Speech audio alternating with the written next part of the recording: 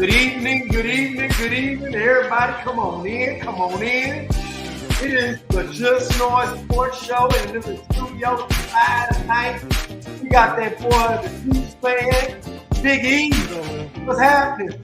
What's the word, baby? We're going to dive a little bit into these NCAA tournaments, the women's. Oh, that's complete drama. We got the fellas. It was what we all predicted was going to be. Yeah. And the NBA playoff push as we get down to these final handful of games we got to close out this NBA 22 through 23 season. Going forward. Fellas, let's go and eat. Let's eat, baby. Yes, sir. Let's get it, man. Let's get it. LSU, Iowa. LSU, Iowa. Fellas, what is going on here? What is going on? It feels like no matter how much progress we make, somebody's always trying to knock us back. That's really what it feels like, man. You know, hats off to LSU. They were always my kind of, I won't say they were my preseason favorite, but they were my midseason favorite. Angel Reese is a beast. I mean, I've always been Kim since doing it down there in Baylor. You know, I always knew she was a championship coach. You know, she's definitely somebody that can be up there with the greats like the Jody Conrads, the Pat Summits, the Gino Amaretas, or however you pronounce his last name, excuse me. But everybody know Coach Gino. But, yeah, she's definitely one that's up there in that top five, if you ask me. And her recruiting job that she did with bringing the players that she brought in to LSU, and for her to turn around and get a title in year two, you know. And hats off to Iowa. I mean, they were a hell of a ball club. Caitlin Clark is by far she was definitely the best player on the court throughout the NCAA women's tournament. But that being said, LSU busted that bubble and get them Lady Tigers they respect. And Jill Biden, I'm sorry, but runner-ups are not allowed at the White House. I'm sorry. Agreed. I know that's right. They might as well go on and invite the Philadelphia Eagles to the White House if that's the case. You know, the White House is for champs. That's all it. Other stuff, no. Yeah. Don't leave that. Let's not start a trend because we started this with Little League sports. Everybody get a trophy. Yeah. And so that's how I'm looking at this. So now, if we're going to start this with we're going to invite the runner-up. That's like saying everybody get a trophy. We're not going to do that. I don't even like the fact the NFL gives a ring to Super Bowl losing team. What you need a ring for? You lost. Yeah. Now y'all just want to get a ring and put up NFC champion, NFC champion banners. That's fine. But, man, don't nobody recognize second place. You know, if you're not first, you're last, period. Because we ain't going to even 5 years down the road, we may not. Well, you know what? We just might remember who LSU played because of all the backlash. And I'm gonna leave it at that. Facts. Yeah.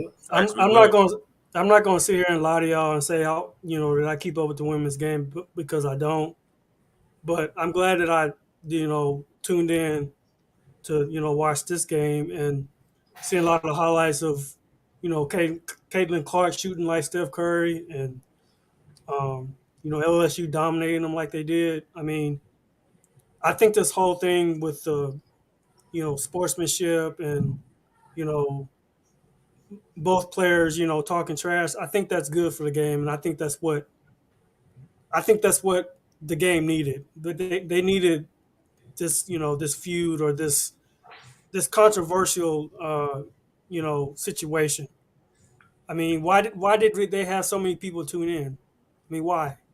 I mean, both players were playing lights out pretty much all season, and so I'm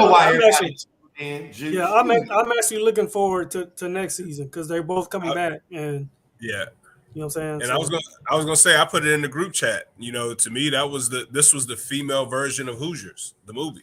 You know what I'm saying? It was an all white team pretty much going against an all black team pretty much. You know what I'm saying? Let's just call it what it is. You know, and that's where the backlash has come from. You know, because who was doing this first? Exactly. It wasn't Angel Reese. That's what I'm You know what I mean? Right. Yeah. So it didn't become a problem until Angel Reese did it. You know, Mhm. you feel where I'm coming from with it, and Yeah. she earned the right to do it. They shut down a great Iowa team that Mhm. you know was they. I don't think they were favored going into the game, but they were definitely got their notoriety and they had their fans behind them 100% to do what they do. And she had Right. been trash talking for many games before throughout the tournament. So Right. trash talking is a part of basketball. If you're any type of historian on basketball, you know what I'm saying? If you want to talk about the Michael Jordan era, the Larry Bird, Magic Johnson, all of that stuff, trash talk was a huge part of that. And I'm happy that the women are embracing that aspect of it.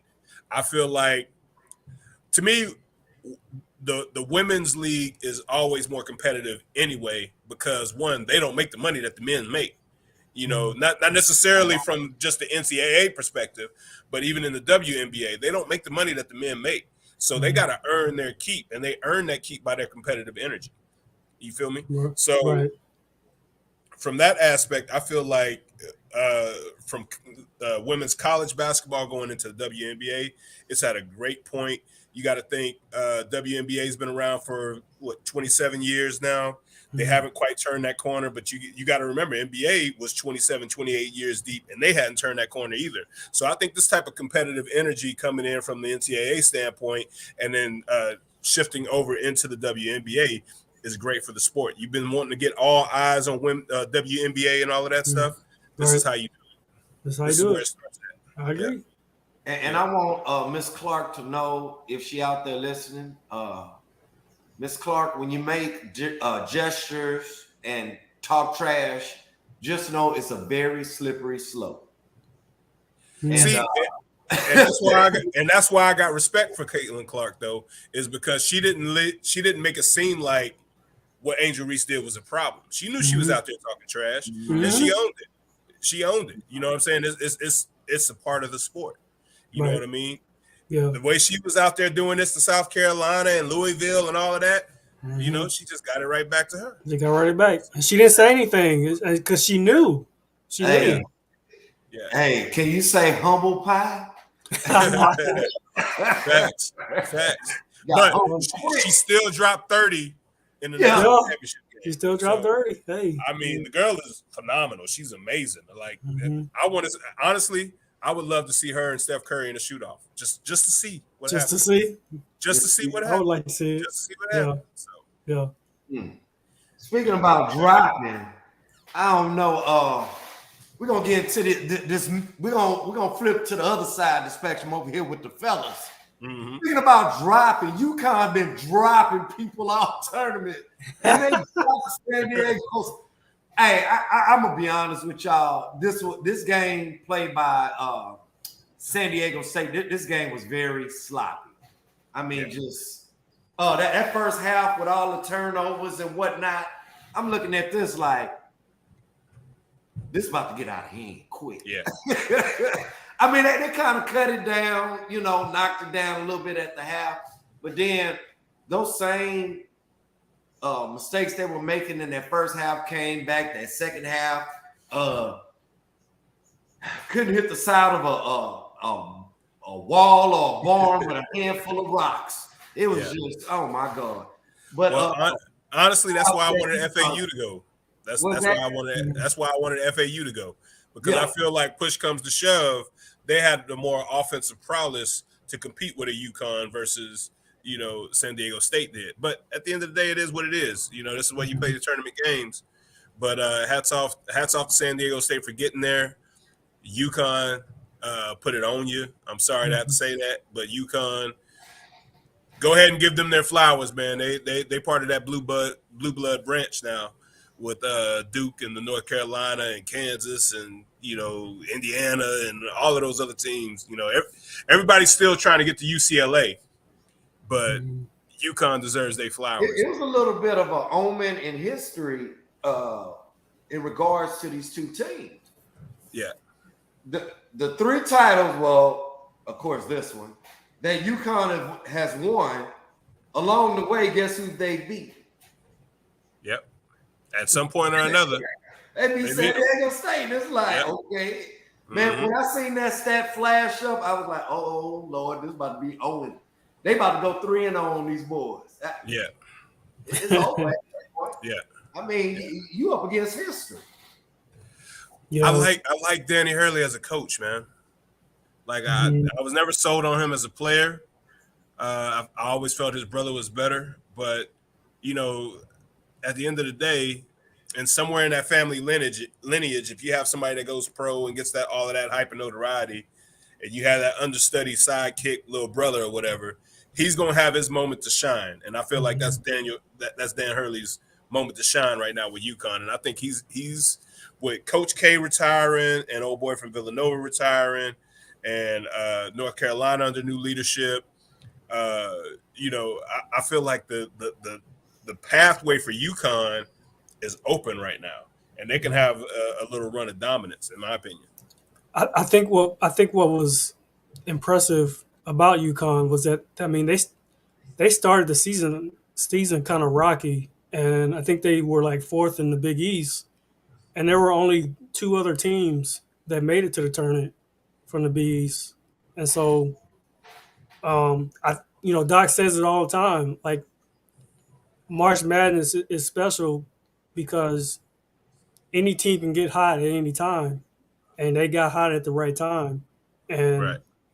and another thing was like they had size, and then they had snipers, they had shooters, and they had guys that can take you off the dribble. Like there was no They had weakness in their team, they had which was length. I amazing. mean, Yeah, their guards are going 6'4", 6'5", 6'6". Their right. big men are going 6'8", 6'9", 6'10", 6'11", 7 foot. You know, Exactly. Yeah. these are prototypical offensive sets with what they Mhm. have. Yeah. So there's no surprise that they're able to dominate the way that they did, and I don't foresee it slowing down anytime soon. I think they're going to get the top recruits.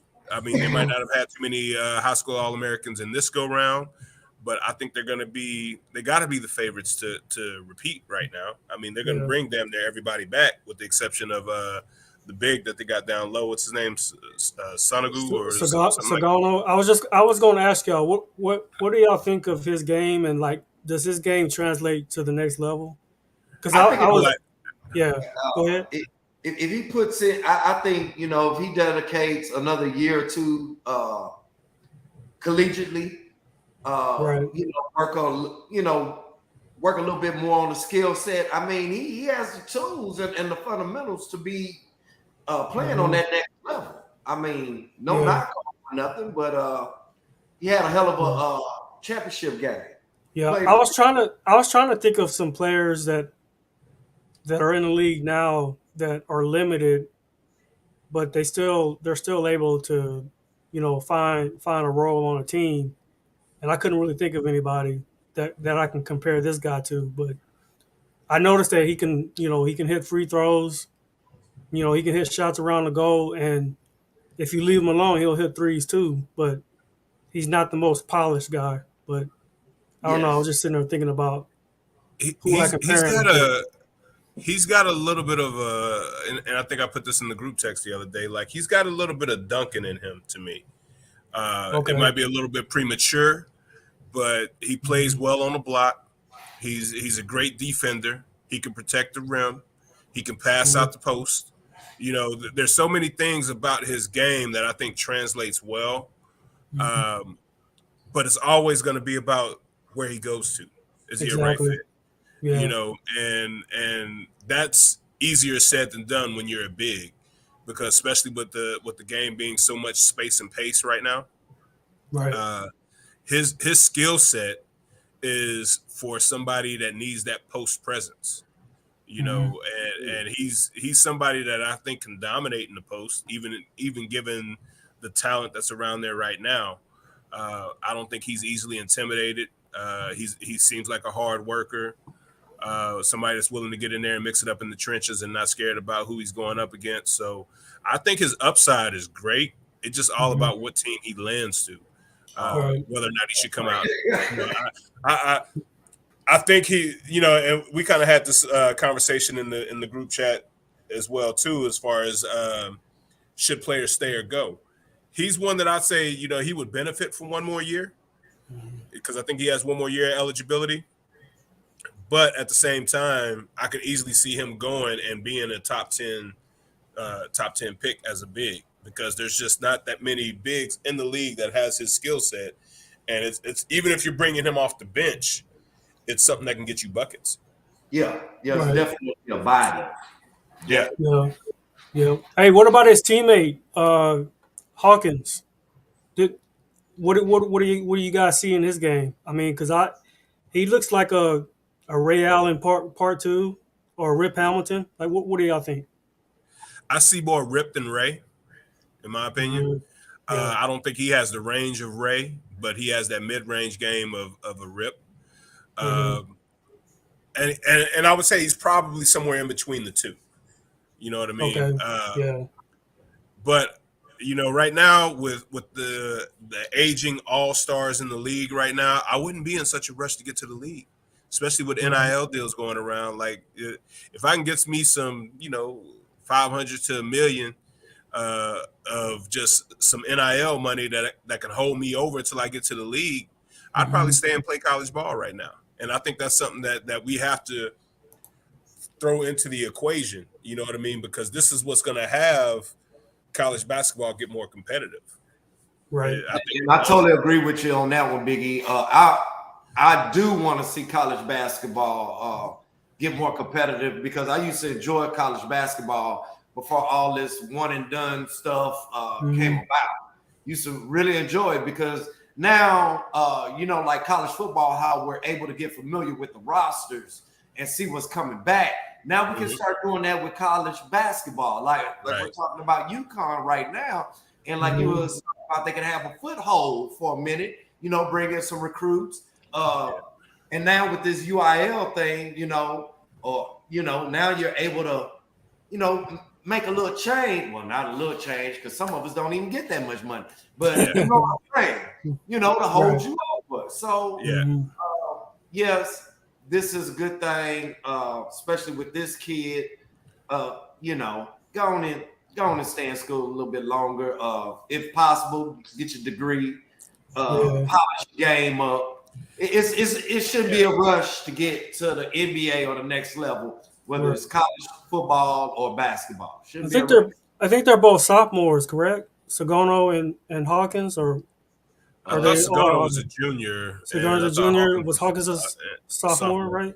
But either way, we're like 1 year removed, right, from high school with the NBA right now. So both of them could declare for the draft and be eligible. But I think it's in their best interest to stay. If any of them were to go, it would be the big Sanogo. I think, in my opinion, I think he showed enough to where he could probably be a top 10 pick. I think Hawkins would probably be a top 20 pick right now. But I think if Hawkins stays, he could easily be probably a top 10 to top 7 pick going in the next year's draft. I was looking at the rankings, and they did say I'm trying to remember where I saw it, but they said Hawkins is projected to be like a top 20. So you're on point on that. Yeah. And if you think about it, looking at the NBA currently, if you look at the top 3 MVP candidates, they're bigs. You can also throw Greek Freak in there. They're bigs. And I think the NBA is getting back to the big man game, because with those 3 top ones, you look at the player Anthony Davis. You got Big Cat. He doing this thing. We got big men coming back. They coming back. We saw a lot of them this year. In the tournament. I was actually having this conversation with King Dre earlier today, man. I was telling him that, like, because he was getting on his soapbox of how he feels like the NBA is a bad product right now. And I was telling him, like, I feel where you're coming from, but what you got to do is you got to understand where the game was at when it made this shift. When it made this shift, you were dealing with Golden State, who had space and pace and could shoot the 3 lights out, right? So the only way to be to shoot a 3-point shooting team, you got to shoot 3s to beat them, because they can easily get hot and hit 50% for 3s. You know what I'm saying?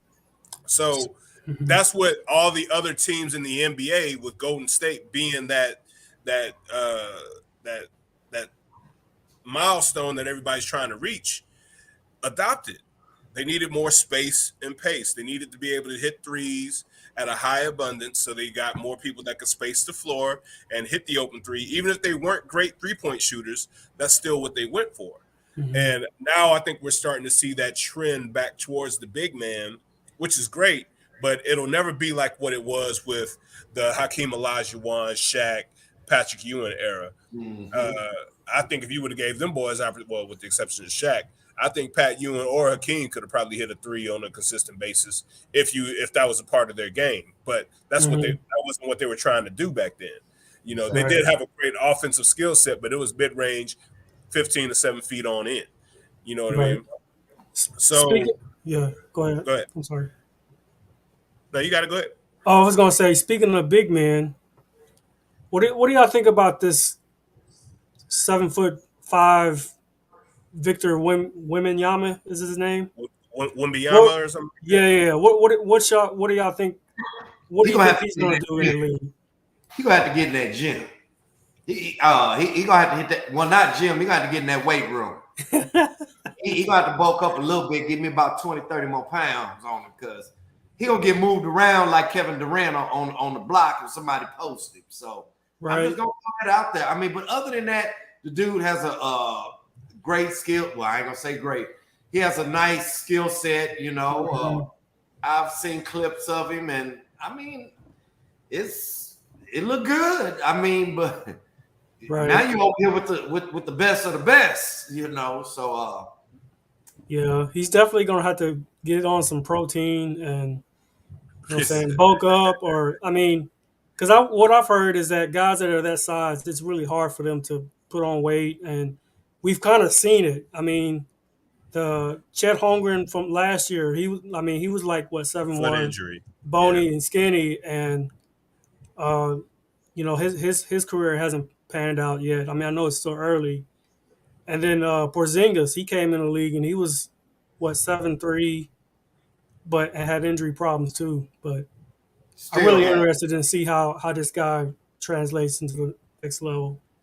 So I think he has I think he has the skill set to be dominant, but I'm skeptical of anybody that's over 7'1" coming into the league, because there's just been so much injury history. I mean, I can count on one hand players over 7'1" that I don't remember any significant injuries, and that'll be Mark Eaton, Sean Bradley, and Manute Bol. George Murison, but he didn't get off the bench enough. At least the others got off the bench. Right. You know, and imagine being 7'7" and not getting off the bench. You know, you know. So I think he has a awesome skill set that can translate very well to the NBA. I think it's still the same thing though. It's like, so players 6'8" and under, I think they can go to any organization and really kind of find where they need to be at. But when you're dealing with big men that are like 6'10" and above, it's like the James Wiseman thing down in Golden State. Like they got to find that happy median for them in order for them to be successful in the league. And I feel like he's got that same potential, although there's some great spots that I think are opening up for him to potentially go to. I like him down in Houston. I think he'd be a great fit in Houston. I think he'd be a great fit in San Antonio. But outside of that, like, I could see it being more of the same. Like, we might not see Chet until mid-season next year. Right. And Chet had game when he was down there in Gonzaga. You know, he made people forget that Timmy was a junior and he came back for another year. You know what I mean? Because everybody was just so fixated on Chet and what he was able to do. So why do you think it didn't work with James Wiseman? Because I thought when he came in, I thought he was going to be, you know, a better Andrew Bogut or a better JaVale McGee. I mean, because they were able to win on those Golden State teams. Like, why do you think he couldn't get it done? So I think with JaVale McGee and Bogut, they had a more defensive prowess to them that could keep them on the court. Shot Right. blocker. Yeah. James Wiseman, although he is an effective shot blocker, his game centers around what he's able to contribute offensively. If he's not able to put the ball in the hole, then he's going to drift and not be effective anywhere else on the court. You know, he's got to get his offensive game going in order to get his defensive game going. Gotcha. And that may change now that he's gotten out of that Golden State, but that's where he was at once he went to Golden State. You feel me? Right. So I hope that dynamic changes around a little bit. He's getting more reps out there in Detroit now, and hopefully he gets the opportunity to really showcase what he's got. I think he's been getting a lot more minutes, but we're towards the end of the season, so anything that he's going to do effectively won't happen until next season anyway. I still feel like he's a potential all-star in the league at some point. I just don't think the Golden State dynamic with you already having Curry, Klay Thompson, Draymond, and then Poole after that, and then Wiggins also, like all of those together just didn't leave him room to grow. There weren't enough touches. Makes down there sense.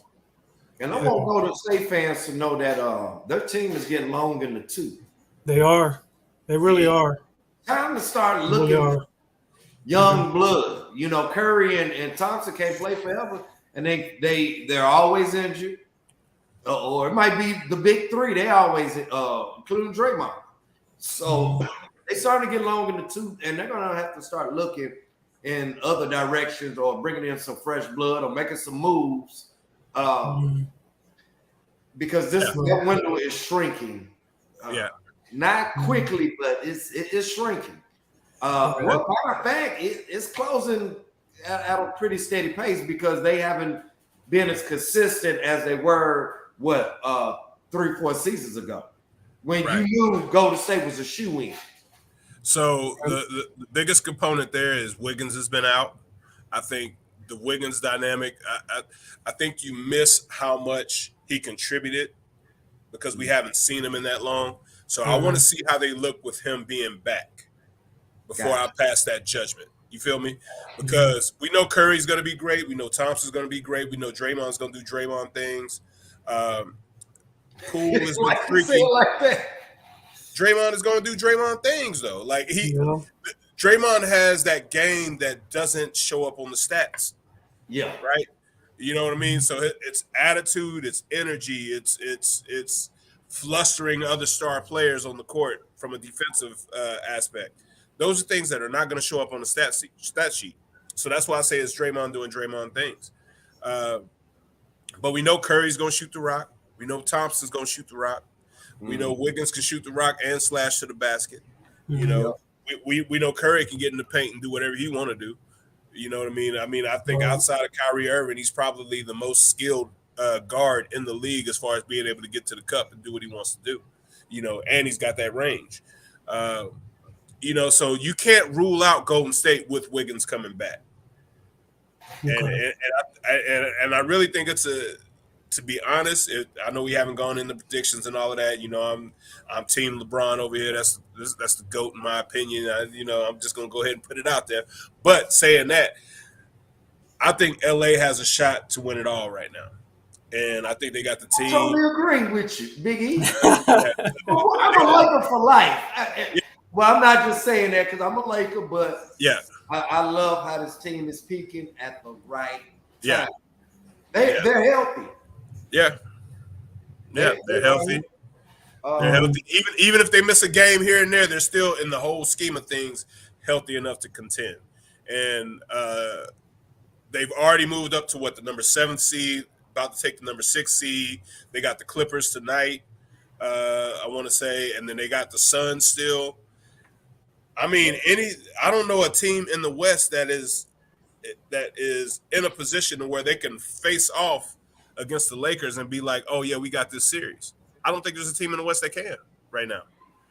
You know? I totally agree with you, Big E. And the Lakers actually, with a Golden State slip up and a victory over Clip. All right, let me say it like this: if the Lakers win their last 3 games, they're number 5, number 4 seed, right? And and the Clippers and Golden State go 2-1 or 1-2, yeah, Lakers gonna be number 5. Yeah. And that makes I'm like you, face Big off E. with the Suns, right? Yeah, the Suns is the Suns are in 4th. yeah. Yeah.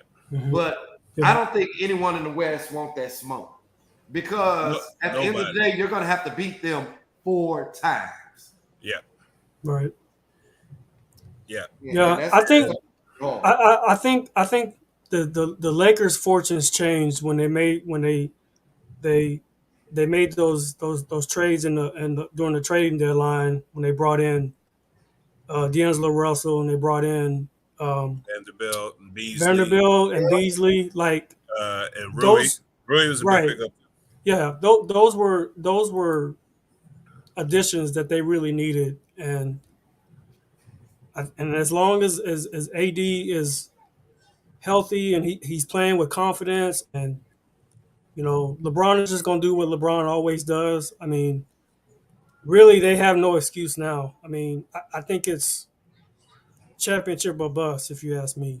I'm gonna say it like this: if the playoffs started today, and okay, the Lakers would be in the playing game against OKC, they would win that, which would make them the 7th seed. New Orleans, Minnesota, it don't even matter. I want to get to the point to where Phoenix would be playing Golden State, so that would cancel one of them out. Mm-hmm. But we've seen that Golden State probably one of the worst teams on the road in these playoffs. Which I don't understand. What's that? I don't understand how all of a sudden they can't defend on the road. Like, what's the difference What's the difference between defending at home and defending on the road? I don't get it. Help me out, Big E. This is what it is. Like, and this was another conversation that I was having with King Dre earlier.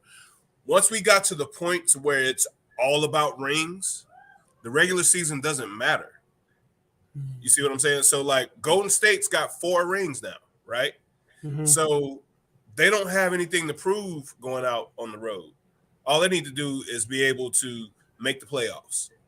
Now, if you're thinking that Golden State can't win games on the road in the playoffs, then you're sadly mistaken, because they can, and they're going to have days off before those games on the road, which they're not always conditioned to have in the NBA right now when they're doing back-to-backs to back-to-backs, So if with their experience, you can't rule out Golden State in any equation until they're out of the mix, in my opinion. Oh, okay.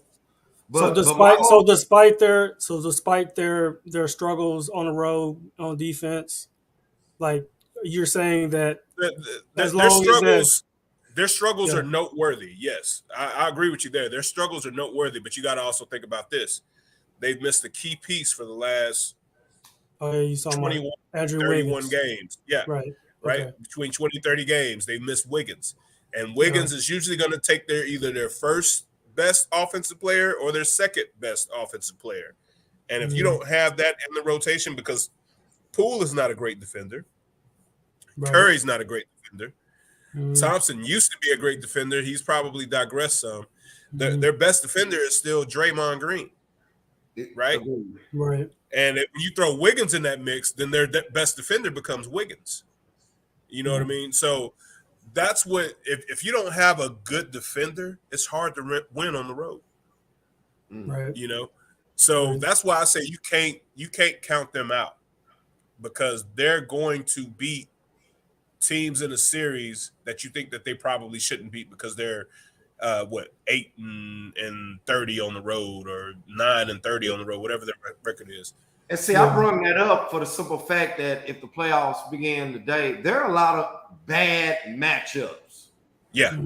Another bad matchup would be the Clippers in Sacramento. That's a bad matchup. Clippers don't want that for smoke. Sacramento or for the Clippers? Clippers don't want that smoke. Yeah. Exactly. Clippers don't So want that are y'all sold on the Kings then? Yeah. I've been sold on the Kings. Get them out of the first round. I'm sold to get them out of the first round. Now to make a deep run, we'll see. It depends on the matchups, like you say, because one thing I can say is Mike Brown can coach. Not only did he coach LeBron to his first championship appearance, but he also was a very intricate piece in Golden State's championship runs as well. So you can't discredit the fact that he has a championship pedigree. He's got a lot of great young talent that knows how to win in the clutch. Now, granted, knowing how to play series basketball is different than winning one-on-one game matchups. Yep. So that's what's going to be the intricate piece into how successful Sacramento can be. If they can show and prove that they can win series basketball and not just those one-game matchups, that's when they're making that trajectory. But as far as talent, they got the talent to do it. I just don't think they'll get there just because of how well the Lakers are and how well Golden State is. I still put those two teams ahead of them. I think Memphis, like I said, how y'all started today, and the Lakers were the 7th seed. Memphis is going to be one and done. Playing against a full throttle Laker team, you're going to be one and done. I don't see the Lakers not getting to the chip right now. And I'm just being honest. Like, there's going to have to be an injury that takes place for the Lakers not to get there, is how I feel right now. I feel like they're deep. People want to talk about they're 6 or 7 deep. No, they're about 8, 9 deep. You know what I mean? Lonnie Walker, whose minutes have really got cut, he is a very effective offensive player, and he could defend too. I didn't know how effective he was. When he was with San Antonio, he was like, who's Lonnie Walker? And now he gets to the Lakers, and we can see what he can do. So I agree. Well, I saw those flashes because, being out here where I'm at, I see a lot of San Antonio games when Lonnie Walker was playing with San Antonio. And he was always top 3, 4 in the mix of San Antonio players at the time. You had DeJounte Murray, you had Derek White, and then usually it was going to be Lonnie Walker coming right there or Keldon Johnson. So he was in that cuff of their 4 best players over the last 2 years. So having him come off the bench, he's not getting the credit that he deserves right now. But Lonnie Walker is a formidable backup coming off that bench. I hate that he lost the playing time that he had behind Malik Beasley. But Malik Beasley is just a little bit more of a pure shooter than Lonnie Walker is, so it's understandable. But if there's a way for Lonnie Walker to make that rotation, he's a bucket getter, man. He can get to the hole. He can hit the open 3. He can defend. He plays great in space. I just feel like they got it all, man. My only knock on the Lakers, and I'm not trying to make this a Lakers soapbox because I'm really truly not a Lakers fan. I'm a LeBron fan, but so I knew Greasy was probably going to shoot some slugs at me for that statement there because he's not. But I will say this: the Lakers go deep at every single position right now, and they have the star power to do it. I don't care that they got a rookie head coach. LeBron has won titles with rookie head coaches on many occasions. So that doesn't now the last time in the bubble, Frank Vogel, Eric Spoelstra, Tyronn Lue. He took David Blatt to the chip. He took Mike Brown to his first chip. Like, coaching doesn't matter with LeBron, and that's part of where I come from with that. When we talk about the GOAT debate, did MJ win anything without Phil Jackson? No. Did Kobe win anything without Phil Jackson? No. But what did LeBron do? LeBron did whatever he had to do. It didn't matter who you had sitting in that head coaching seat. He was going to make it happen. Right. So I feel the same way about the Lakers right now. I feel like they got enough to get to where they need to go, and they can win it all. Let me ask you both this. Okay, so since you think the Lakers are going to win it all, who are they going to face in the Western Conference? Like, who are they going to beat in the Western Conference Finals, and what's the series going to be? Is it going to be a sweep, or what's going to happen in the Western Conference? Some real live predictions now. We still need to let this thing shake a little bit. But I'm not scared. I'm not scared of the predictions. I mean, So we know who's coming out the East. It's going to be one of 3 teams. I feel it's going to either be Milwaukee, Philadelphia, or Boston. So you don't have any surprises in the East, Big E? No Cleveland would be my Cleveland, no surprise. New York, no New York Knicks. Cleveland would be my surprise. New York Knicks Okay. are my Atlanta from like 2-3 years ago. They might get to the finals, but they're not going to necessarily get to the chip. You know, as far as they might get to the conference finals, but they're not going to get to the chip. So that's kind of where I stand. Like Cleveland could sneak in that rotation because I think they're well coached. They got depth.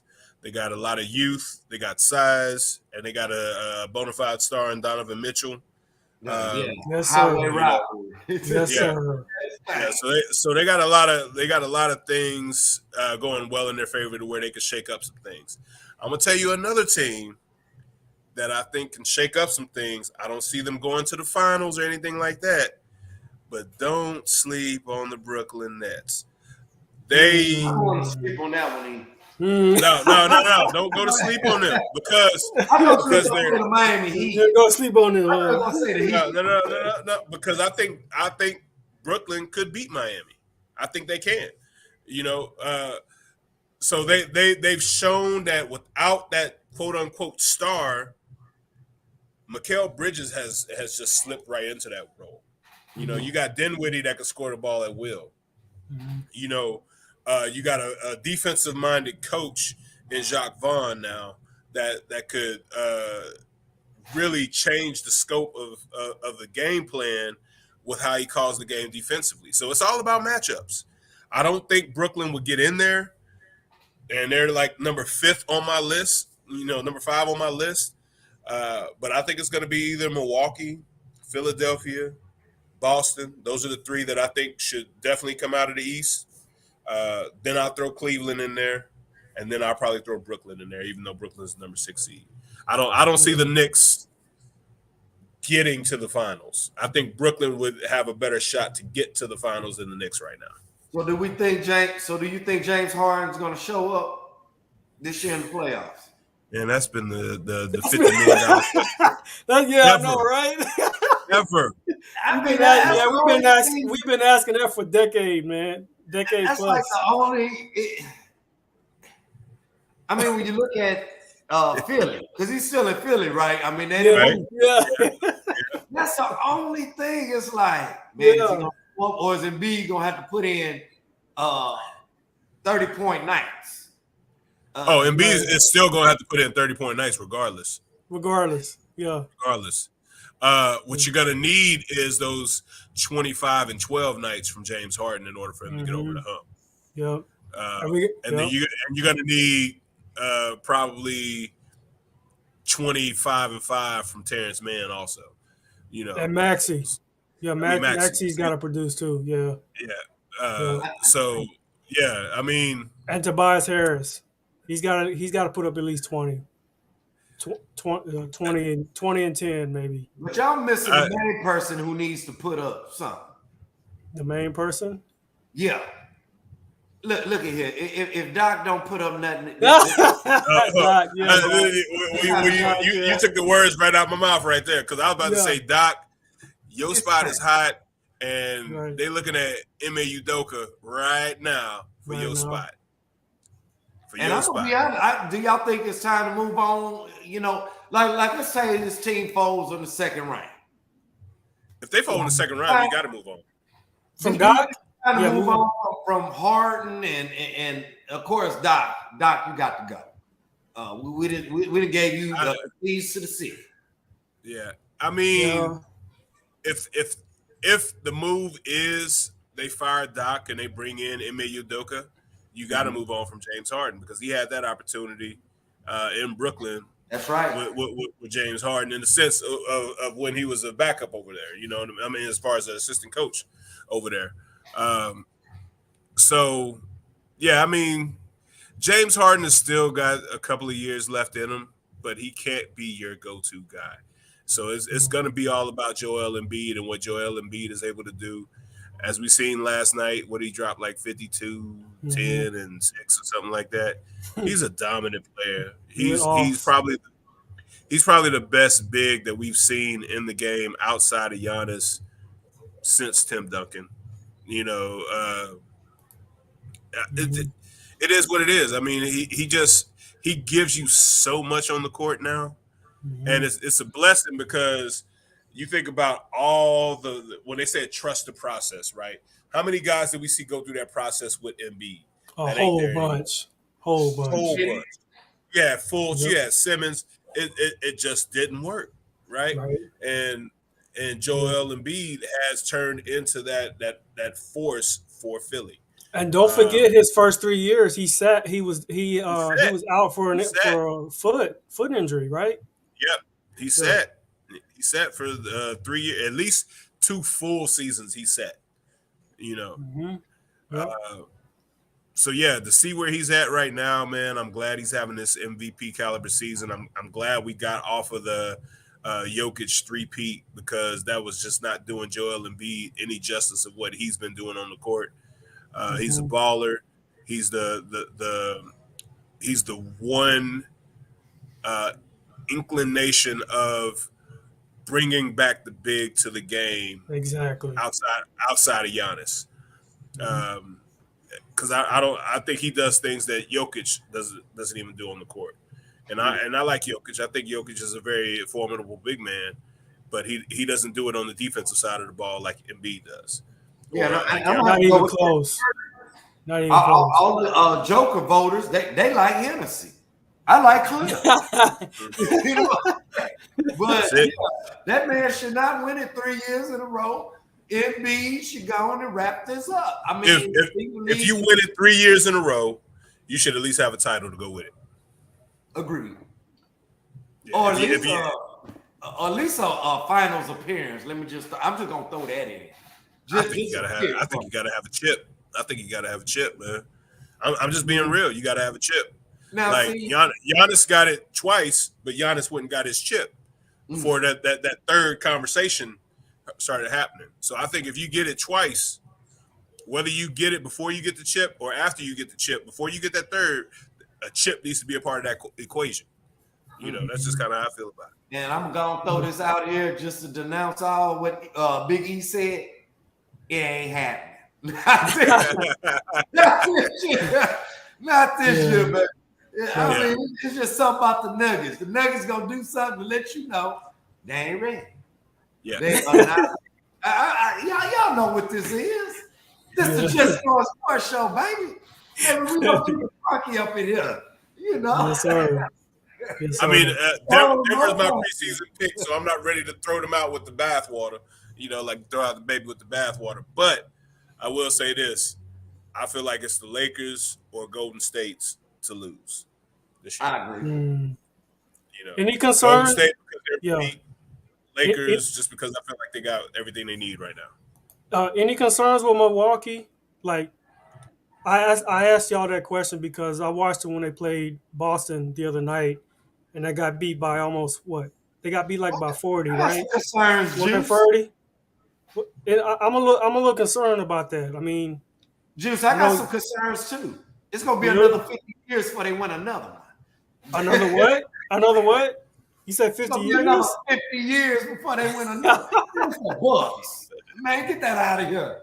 Get that out of here, man. I don't Giannis on them, Middleton, all this. Nah, man, that's the Bucks, man.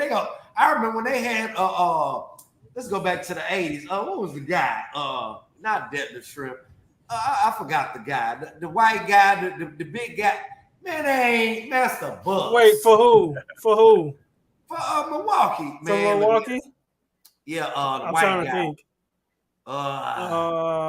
think. Just really, man, the Celtics just used to pound their ass in the submission. And that's the Bucks, baby.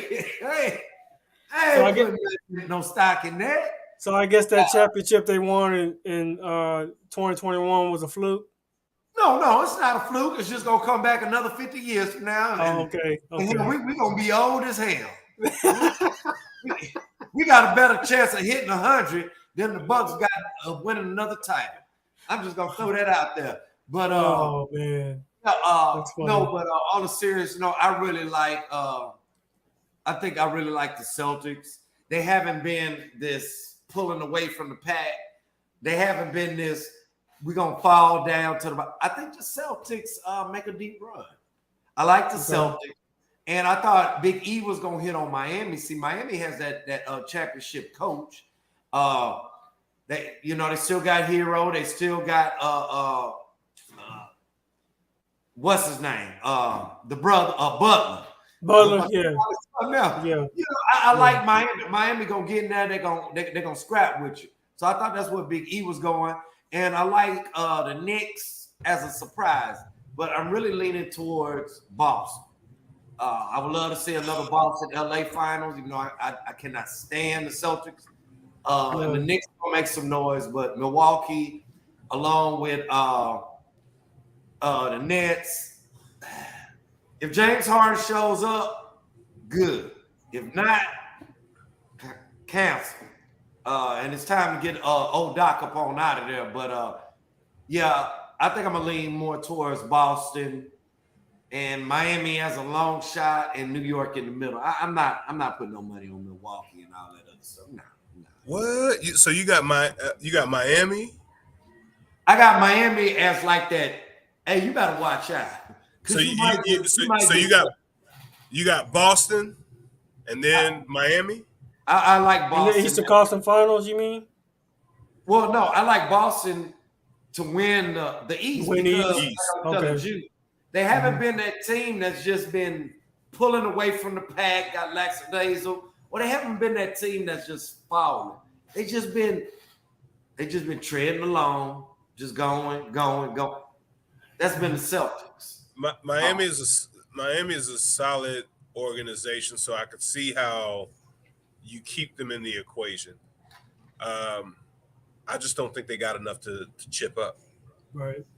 I think they're still a player away, whether that's Dame Lillard or something along that lines. I don't think Tyler Hero's the answer. Mm-hmm. I think they've had enough time to discover that he's not the guy.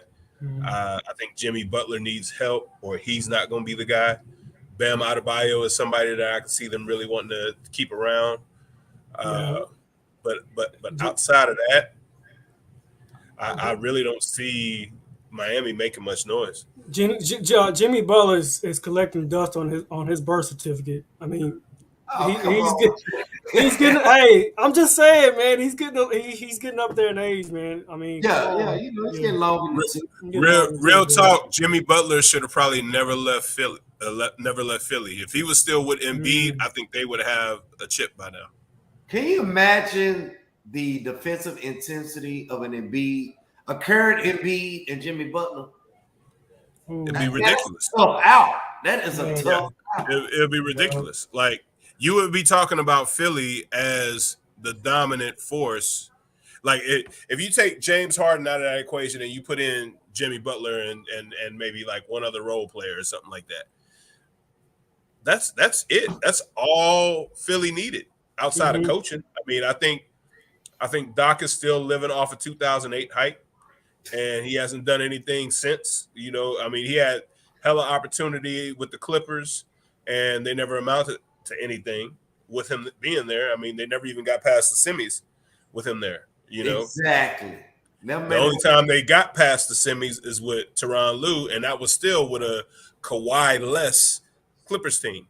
You know what I mean? So I think there's time to start saying, hey, Doc, what's going on here? We might have to make some changes. Yeah, let some new blood or some more qualified candidates. Like you was talking about the cat from New Jersey, Udoka. Yeah. Give him a shot, man. Let him get in there, do what he got to do. I'm not mad at Udoka. I think we touched on this at the beginning of the NBA season. Man, if you see why they got rid of that brother, hey, man. Yeah. I mean, it is what it is. I know it's me alone, but that's me. Yeah. But this sister ain't me alone. Yeah. Ain't close. He got to feeling himself a little bit too much and took his position to new heights that weren't even there yet, to be honest with you. If you want to, he shouldn't have been going that route until you had won some titles. Like, if you had won some titles, they was going to fight for you, but you ain't won no titles, and you lost the one that we should have won. and we can put that blame on what you had going on as the reason why. So that's ultimately the reason why he's not in Boston anymore. But I would like to see him in Philly. I can't lie. I think he would. I think he would fit. Just his ability to coach from the defensive end, having him with somebody like an Embiid. I don't think James Harden necessarily fits that mode, but I think that we're going to see a lot of shakeups in the NBA during the offseason as far as more players moving around, because we've had a lot of experiments that didn't pan out, namely Clippers. I mean, they are. I blow the whole team up. I'm just gonna be honest. Yeah, they're the underachievers of the bunch, and if you blow that team up, you got so many championship contender pieces that can go elsewhere that can make other teams to be formidable. You know, and you can get King's ransom for at least 2 players off of that. Oh yeah, absolutely. I mean, I think George still got a lot in the tank. I think Kawhi could have a lot in the tank. I just don't. I don't trust his. But it's the heart there. I think it's the makeup. heart. You talking about Kawhi's makeup? Yeah, I don't know if he's got the heart to play like he had at one point in time. Kawhi needs to go back to San Antonio.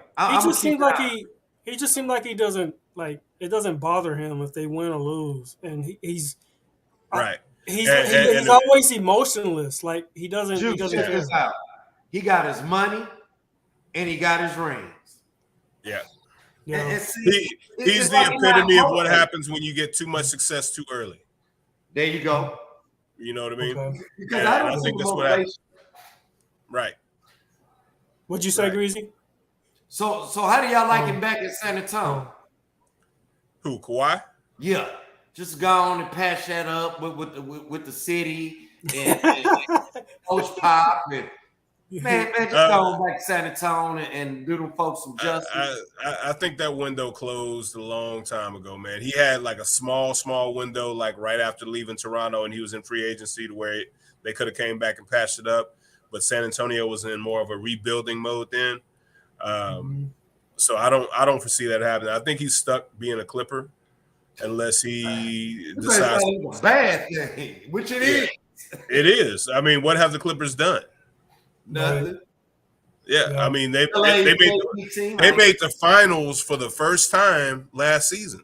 As far as the Western Conference Finals, they made the Western Conference Finals for the first time last season, and that's with Tyronn Lue as the head coach. And maybe the Kawhi Leonard, Paul George, like they do the same things. Like they're not the same guy. They don't complement each other. I thought it would work, but I guess it hasn't.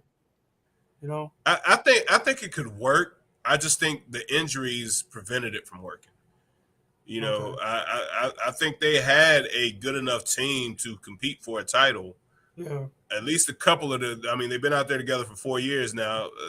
I'd say about a year and a half of that 4 years, they should have been a title contender. But I don't know. I don't trust Kawhi. I think he's shown a ability to walk away from teams that need him. Because I very much feel like if he didn't get hurt by that in that Golden State game, that they would have beat Golden State in that series. Yeah. You know what I'm saying? So he hasn't been the same Kawhi Leonard since he left San Antonio, as far as from a dominant standpoint. Even when he was in Toronto, he still wasn't that guy like he was in San Antonio. So and he wasn't for that lucky. In San Antonio, that was more Duncan, Parker, Ginobili. He was like fourth option. He was like the fourth option, I believe. But that second year, they gave him the reins.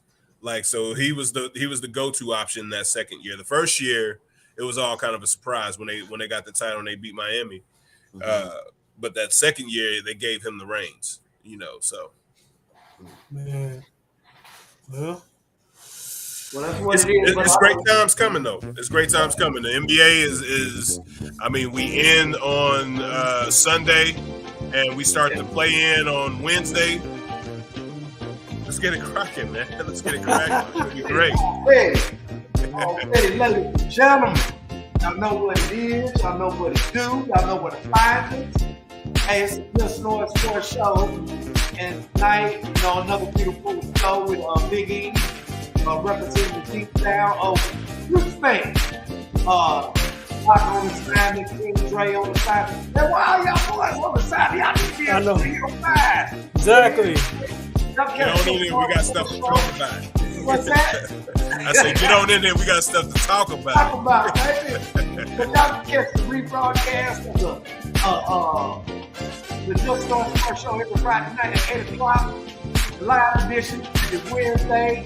Wherever you get your podcast, wherever you look at social media, baby, we out, baby. We doing this thing. We get hype. This is Breezy on the thing. We're in this Get thing. Breezy the dog. Hey, We're ready. check it out. Hey, we're gonna be the playoffs about to start. We're gonna see y'all next week.